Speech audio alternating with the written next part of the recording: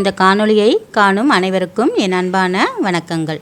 இந்த நாள் இனிய நாளாக அமைய எனது வாழ்த்துக்கள். இன்றைக்கி நாம் சத்து மாவு பவுட்ரு தான் செய்ய போகிறோம். இந்த மாவை நம்ம ரெடி பண்ணி வச்சுக்கிட்டோம்னா நம்ம டக்குன்னு ஒரு தோசையாவோ கஞ்சியாவோ நம்ம செய்து சாப்பிட வசதியாக இருக்கும். இப்போது அந்த மாவை எப்படி ரெடி பண்ணுறதுன்னு பார்க்கலாம் வாங்க. சத்து மாவு பவுட்ரு அரைக்கிறதுக்காக நான் மக்காச்சோளம் ஒரு அரை கப்பு எடுத்திருக்கேன், சோயா ஒரு அரை கப்பு எடுத்திருக்கேன், கருப்பு உளுந்து ஒரு அரை கப்பு எடுத்திருக்கேன், பச்சை பயிறு ஒரு அரை கப்பு எடுத்திருக்கேன், பயத்தம்பருப்பு ஒரு அரை கப்பு எடுத்திருக்கேன், கொள்ளு ஒரு 1/4 கப் எடுத்திருக்கேன், கருப்பு சென்னா ஒரு 1/4 கப்பு எடுத்திருக்கேன், சிகப்பரிசி ஒரு அரை கப்பு எடுத்திருக்கேன், பார்லி ஒரு அரை கப் எடுத்திருக்கேன், புழுங்கல் அரிசி ஒரு அரை கப் எடுத்திருக்கேன், கேழ்வரகு ஒரு அரை கப் எடுத்திருக்கேன், கோதுமை 1/4 கப் எடுத்திருக்கேன், சம்பா கோதுமை ஒரு 1/4 கப் எடுத்திருக்கேன், பொட்டுக்கடலை ஒரு அரை கப் எடுத்திருக்கேன், ஜவ்வரிசி ஒரு அரை கப் எடுத்திருக்கேன், கம்பு ஒரு அரை கப் எடுத்திருக்கேன்,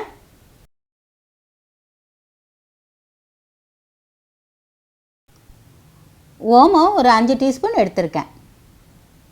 இப்போ ஒரு வாணலியை அடுப்பில் வச்சு ஒவ்வொரு பொருளாக தனித்தனியாக நம்ம வறுத்து எடுத்துக்கணும். வறுக்க கொஞ்சம் லேட்டு தான் ஆகும், நம்ம பொறுமையாக வறுத்து எடுக்கணும். தீயை ஃபாஸ்ட்டாகவும் வச்சிடக்கூடாது, ஒரு மீடியம் ஃப்ளேம்லேயே வச்சு நம்ம வறுத்து எடுக்கணும். அது பருப்பெல்லாம் லேசாக படப்படன்னு சத்தம் வரும், பொரிய ஆரம்பிக்கும். சில பொருள் வாசம் வரும். அந்த மாதிரி நேரத்தில் நம்ம அடுப்பை நிறுத்திட்டு அதை வேறு தட்டில் மாற்றிக்கணும்.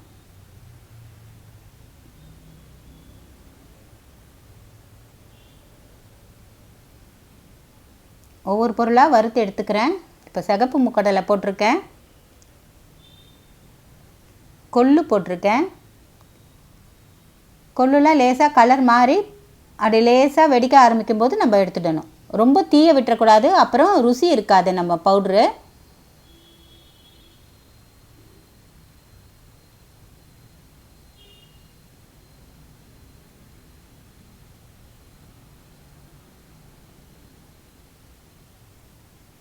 இது போல் எல்லா பொருளையுமே பொறுமையாக வறுத்து எடுத்துக்கணும்.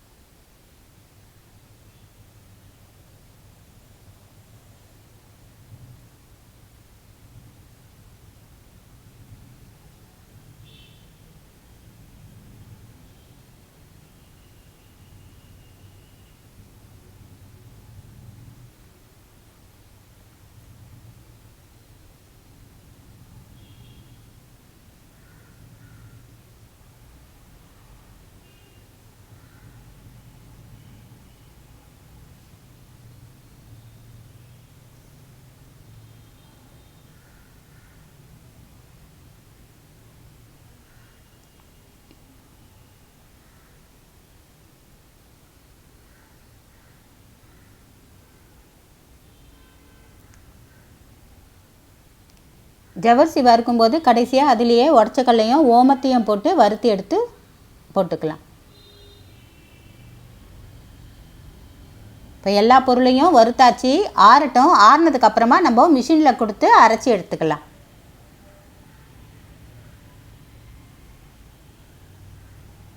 இப்போ மிஷினில் கொடுத்து அரைச்சி எடுத்துன்னு வந்தாச்சு. இப்போ மாவு தயாராக இருக்குது. நம்ம வேணுன்னும் போது தேவையான மாவு போட்டு தோசையாவோ கஞ்சியாவோ நம்ம செய்து சாப்பிட்டுக்கலாம். இப்போ நான் தோசைக்கு தான் செய்ய போகிறேன்.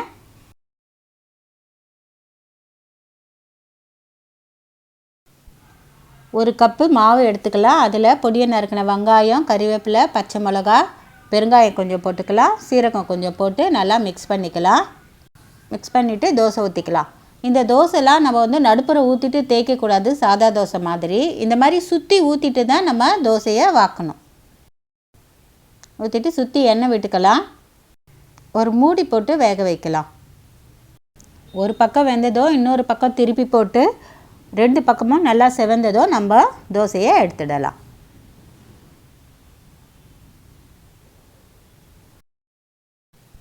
சுகர் இருக்கிறவங்களுக்கு இந்த தோசை ரொம்ப நல்லது.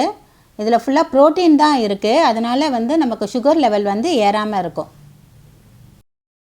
கஞ்சி காய்ச்சறதுக்கு 1 டம்ளர் தண்ணியில் 2 ஸ்பூன் மாவு போட்டு கட்டி இல்லாமல் கலக்கி விட்டுக்கலாம்.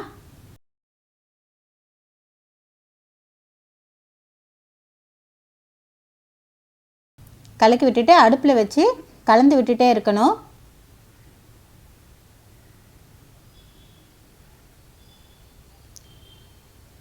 கொஞ்சம் நல்லா கொதிக்கணும். கொதித்ததும் வெல்லம் கொஞ்சம் போட்டு நம்ம குடிக்கலாம். சப்போஸ் இனிப்பு பிடிக்காதவங்க சிட்டிகை உப்பு போட்டு மோர் கொஞ்சம் விட்டு சின்ன வெங்காயம் கொஞ்சம் அரிஞ்சு போட்டு நம்ம குடிக்கலாம். அது நம்ம அந்த கூழ் குடிக்கும்போது இருக்கிற டேஸ்ட் இருக்கு இல்லையா, அந்த டேஸ்ட்டு தான் இதில் வருது. ரொம்ப நல்லா இருக்குது. நீங்களும் ட்ரை பண்ணி பாருங்கள். வீடியோ உங்களுக்கு பிடிச்சிருந்தா லைக் பண்ணுங்கள், ஷேர் பண்ணுங்கள், சப்ஸ்கிரைப் பண்ணுங்கள். இந்த காணொளியை பார்த்த அனைவருக்கும் என் நன்றிகள்.